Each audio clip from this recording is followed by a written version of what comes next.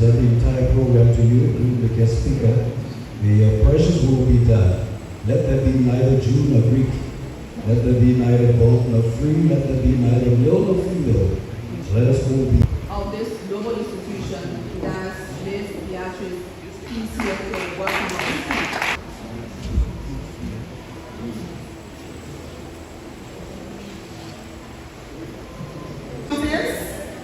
Welcome to everybody in at home. This is your thing. As we celebrate, we pray that God will be in it. Because they say in everything we must give. Yeah, but we wanted the shirt to be on you. Okay, so Mr. Daniel, where is that? Thank you. Thank you.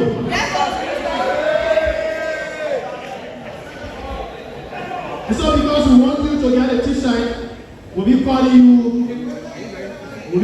to go to those who are responsible to give you out. They're supposed to pay for the t-shirt. Thank you.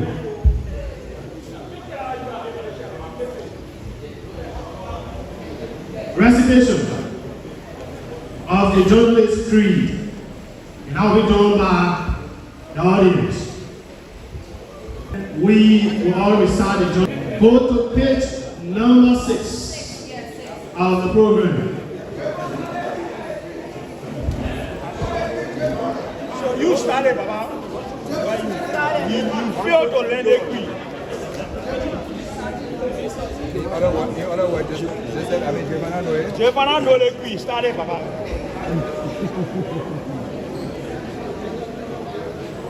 At the count of 2.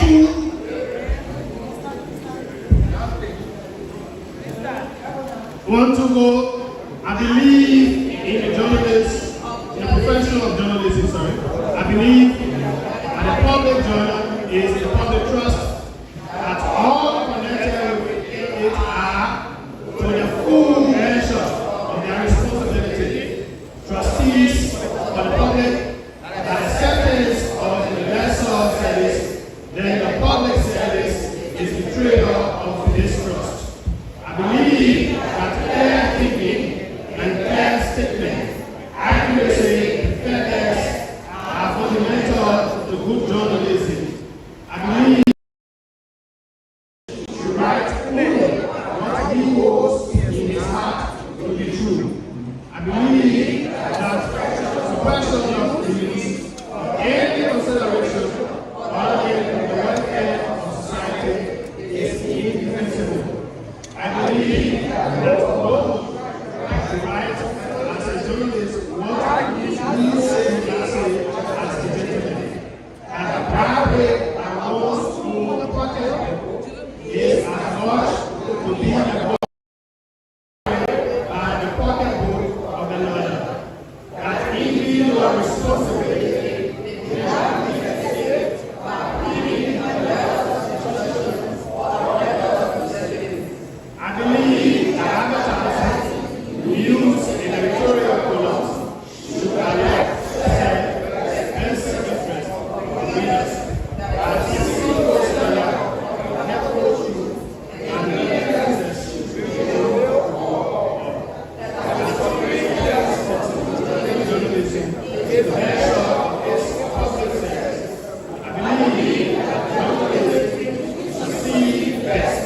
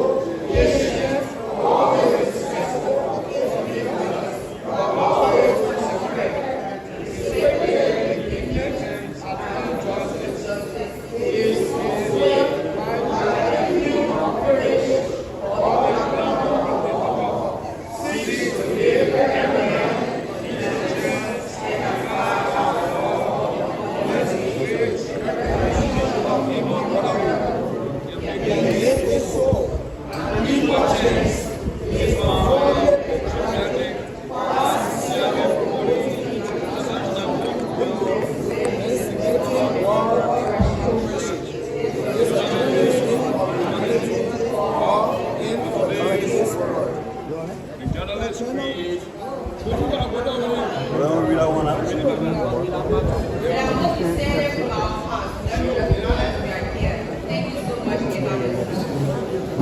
With that, you can also put your hands together for yourself. A little teaser. When was this organization founded? Yes. 1954. Can we come with the microphone? Yes.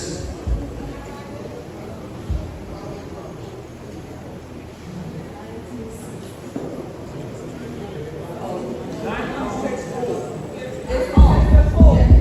Come again? So you missed the count. 1964. Thank you so much. Thank you very much. And the reason is somebody gave the reason why it was founded. Okay, let's go to the program. We'll come back. We'll come back. So now, please be attentive. Please be attentive. Please take your seat if you are not doing anything leader related. We'll now welcome to the stage our president, the man that we have the trust in to lead us and to take this institution to noble heights. We'll now welcome Mr. Julius Kanuba for the anniversary message of the state. Put your hands together, man. Put your hands together. Put your hands together. Welcome, Mr. Kanuba.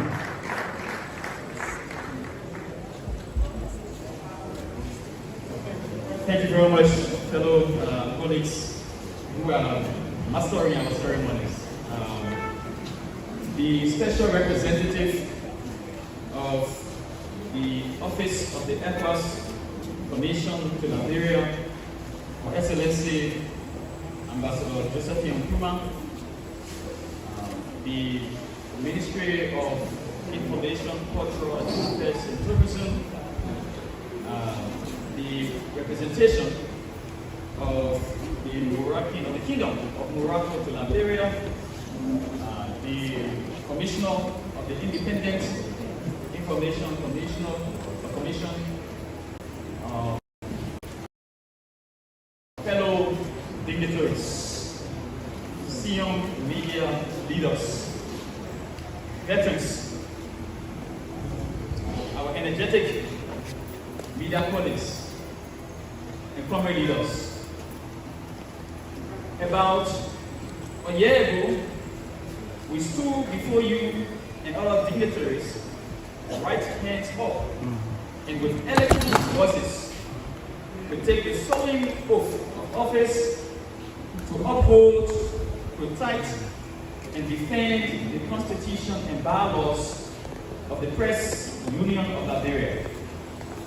About 365 days ago, after that eventful inauguration, we are proud to declare that throughout our 12 months of service in the leadership of the PUL, we have remained committed to the fundamental core objectives of our union. It is in this spirit that I stand before you today on the occasion of the 61st anniversary celebrations of our union to proudly state that the Press Union of Liberia is stable, strong, serious, and scrupulously engaged in ever representing the rights of journalists, media organizations, and the public interest.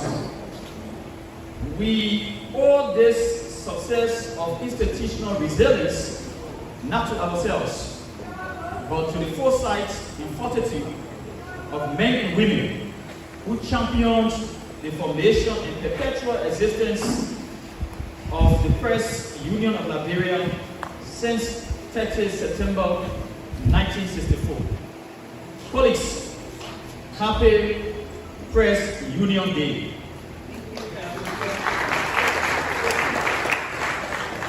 In honor of their collective legacy, I would like to ask your indulgence to please stand and join me as we observe a moment of silence for our founding fathers, leaders, and members who have answered the call of the supernatural.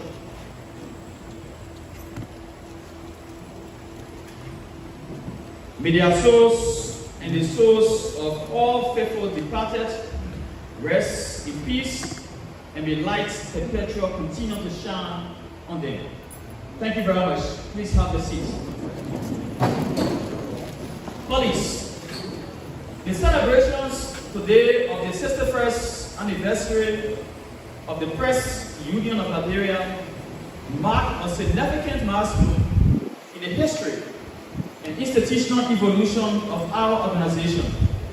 It is a testament to the fact that in Liberia, Africa, and the world over, the Press Union of Liberia is the sole and supreme organization of professional journalists and media institutions in Liberia.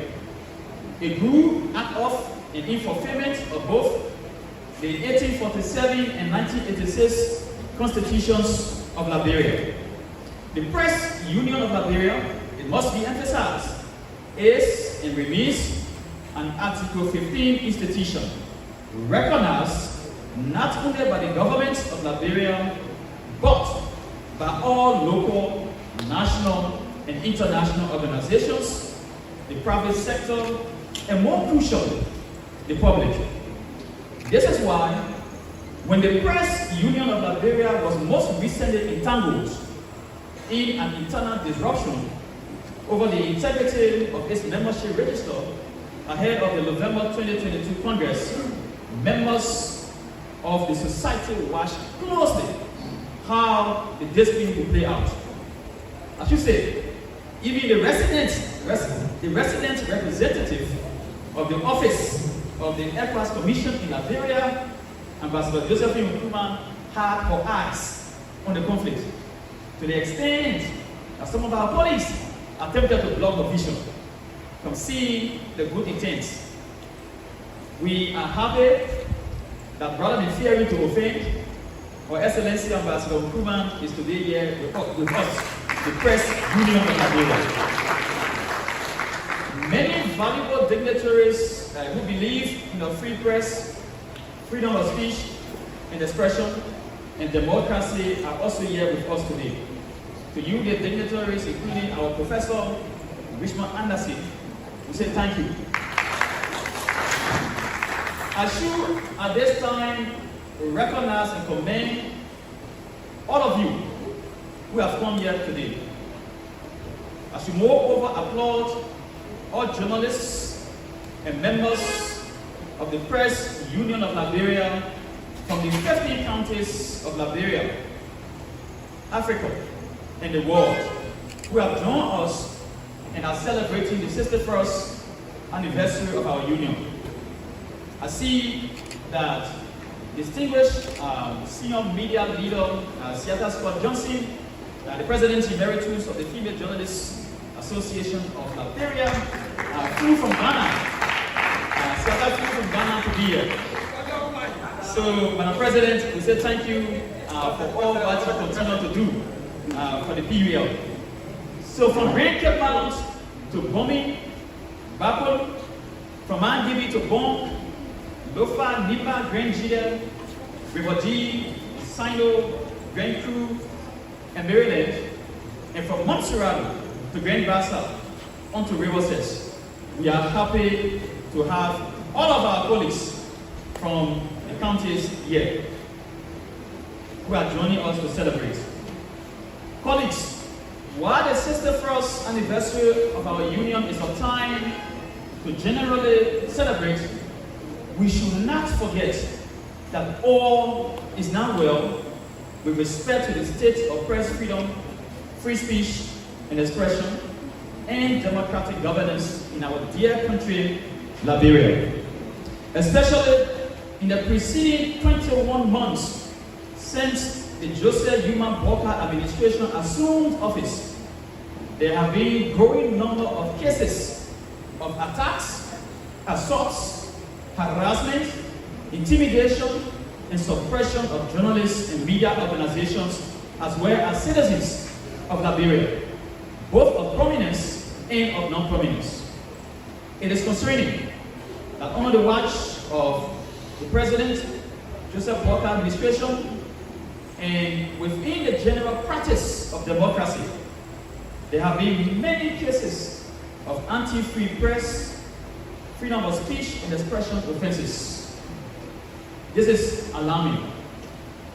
These cases might seem insignificant to some, but for some of us who believe in the values of a free press, freedom of expression and speech, as well as democracy, it is alarming.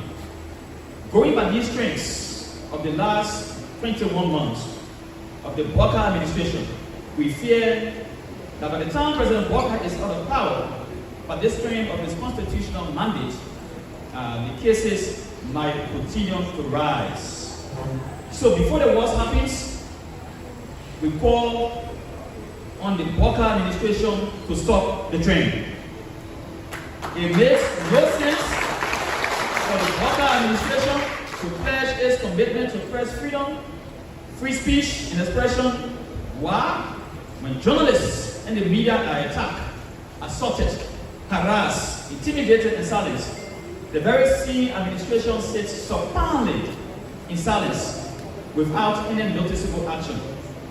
The recent incident involving journalist Femi Dolokwi and the Minister of Information, Cultural Affairs and Tourism, Jeremy Pia, is an example of how, if left at the mercy of the powerful, press freedom can be abused, even if a journalist crosses the boundaries of the straightforward means to obtain information.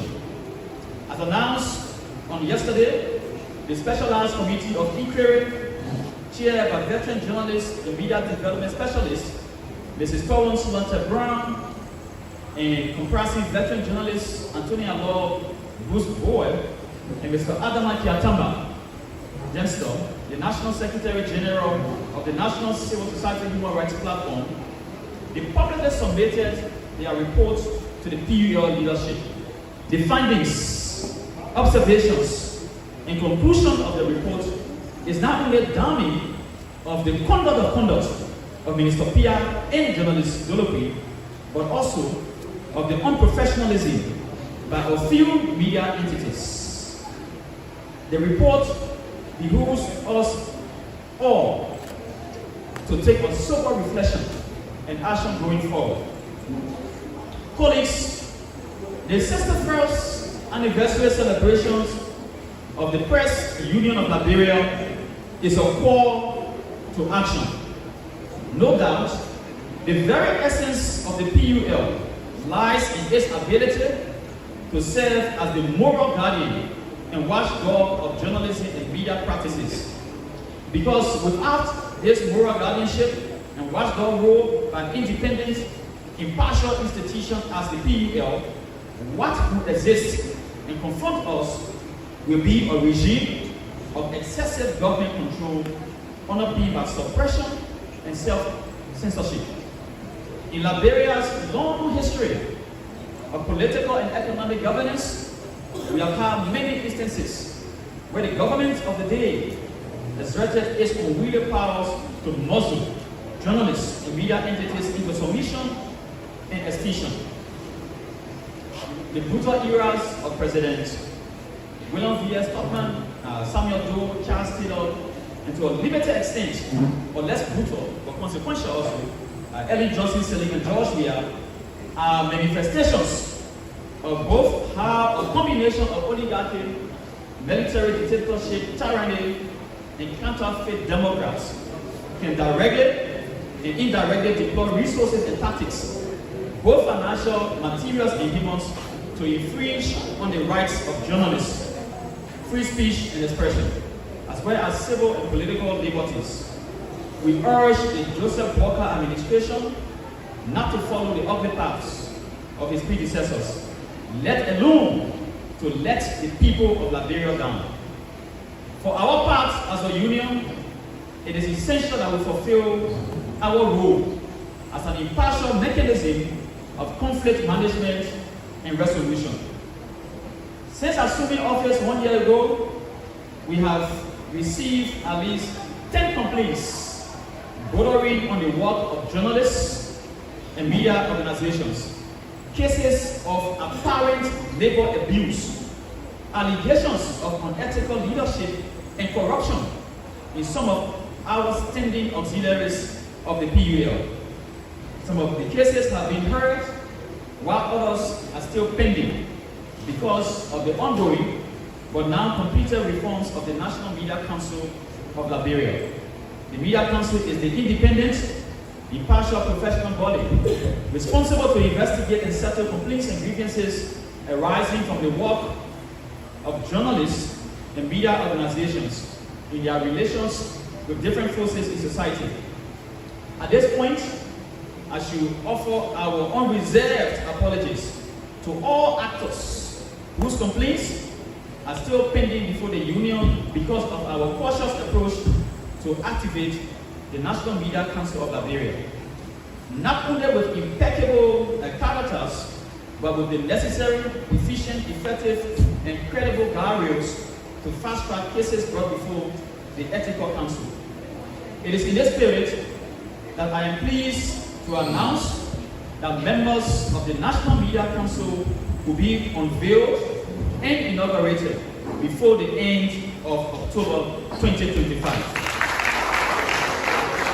The council will consist of veteran journalists, media, civil society, government, women, lawyers, and religious ethicists. We are confident that once the council is constituted, the council will serve the public interest with character and courage to safeguard journalism and media, not only as the watchers of the watchdogs, but as the bulwarks of an ethical society. Perhaps as part of the task of stemming this phenomenon of mercenary journalism, as espoused by our champion of free press and free speech, Chancellor Tiawan Gongo, that council will be able to settle some of the concerns of Councillor Gongo. Of course, we should provide clarity to colleagues that there has been a misrepresentation that the union was silent for 48 hours after Councillor Gongo renewed his observation. This is not true. For the record, the Press Union leadership conducted 3 separate interviews on Radio Bushwo, KFM, and Lux FM few hours after Councillor Gongo posted his article on Facebook. It was therefore not strange that some of our senior media colleagues said that although they stand to be corrected, they have to bash the PUL. But this should not be an excuse. This should not be an excuse. Limited by information as a veteran, we fully understand the frustration of all of our colleagues who want the PUL to be robust, proactive, then reactive. To our senior media leaders, we say we will count on your leadership and your expertise for a stronger union of integrity, not bashing. Since the phenomena Councillor Gongo spoke about, we are happy that Councillor Gongo has also amended his perspective. At the core of every democratic society, colleagues, with a functioning media, the capitalization and support of the media through sustainable funding, fueled by public and ordinary citizens' investments, is critical for quality and independent journalism.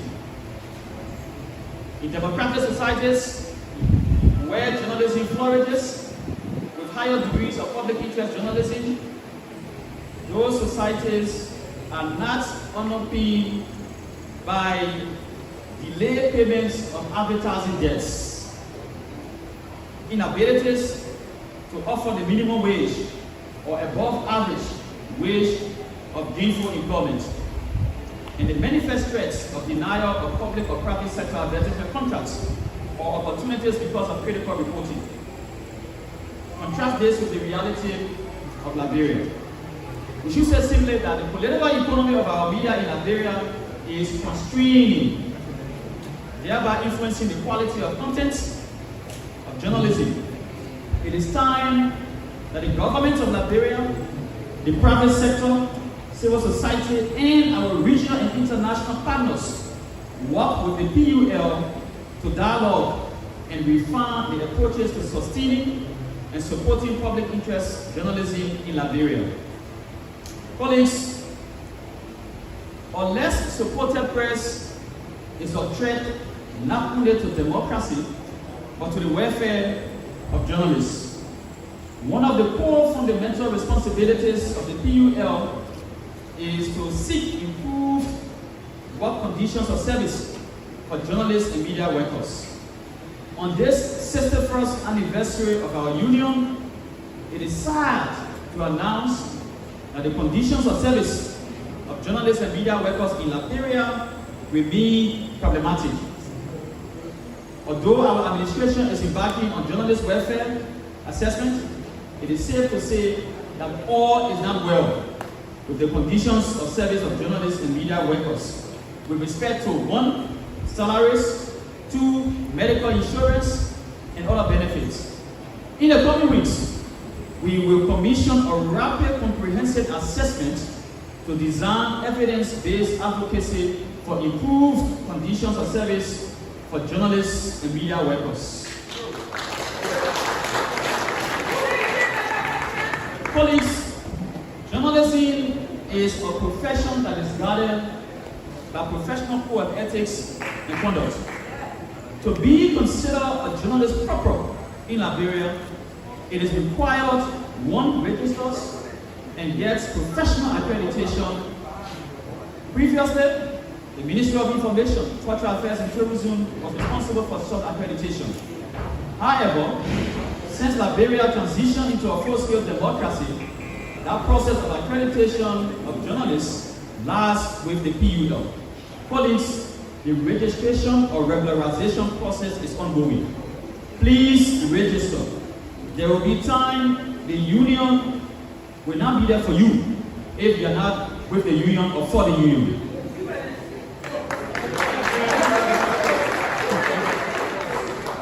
Finally, colleagues, there is one generation project that we must never forget. That since 1997, a land was purchased by our predecessors to have the national headquarters of the PUL constructed. We have now been able to fulfill that dream.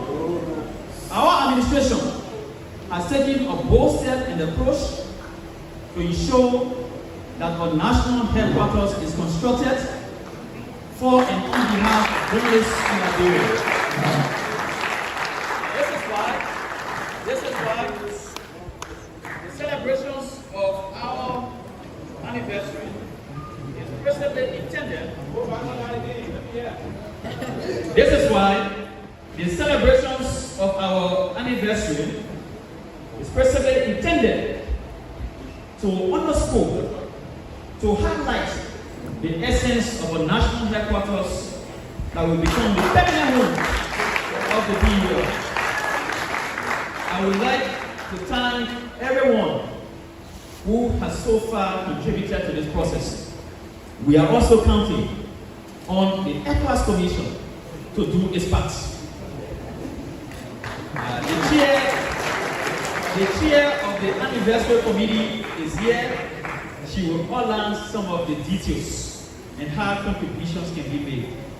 But colleagues, on the 61st anniversary of our union, we must all not forget that the crisis in the press union of Liberia is now behind us. It's time we move forward. We are excited that the membership is now resolved to moving the press union forward. And we are committed to that process. So as I take my seat, I would like to encourage all of us again that the Headquarters project is a generation of journalists project. If our generation fails, we will continue to fail the PUL for generations to come. I thank you.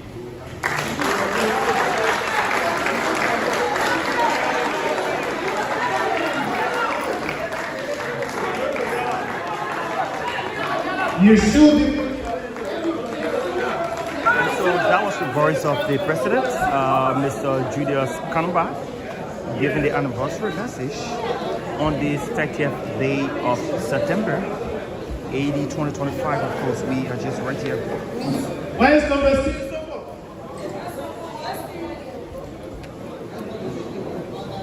Continue to fold your hands together. Yeah, you know.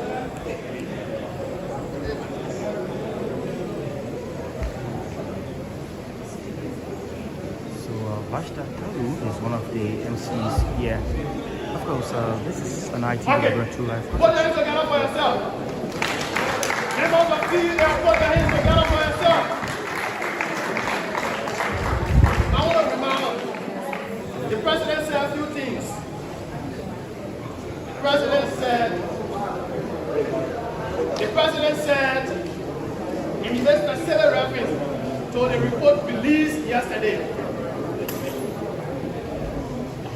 The committee said the minister's tone was intimidating.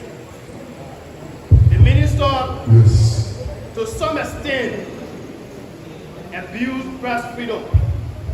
On the other hand, we journalists also respect our code of ethics. Because if I don't want a minister to talk to me anyhow, I don't want you to beat me, maybe the supporters will just beat on me. I should also respect what is Mangari principle. Without vast time, we'll tell you more about your dues. Okay, so the state of the union is stable, it is strong, and prepared to lead its people. So it's not introverted, but it's strong to lead its people. The PUL is the supreme organization of all media-related institutions in the country, and the president encouraged us, if you want for the PUL to also advocate for you, you need to support the organization's functions.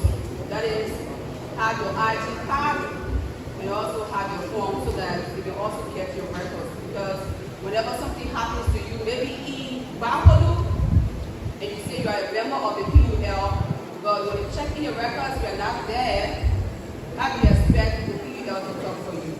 So please purchase your form for 1,000 LD, and the ID card goes for $10 US. So many of us are not wearing the t-shirts. Mr. Edwin Genowi of Front Page Africa has made available few t-shirts. If you're here and you don't have a t-shirt, you need to be sure you wearing a t-shirt now. What are you be for? Just tell me I'll put it on you. Just show yourself I'll put it on you. Yeah. When 20 people put your hands up, only 5 people will get a t-shirt. So I will come on you. Yeah, when I will come on you first, I'll give myself one in the back.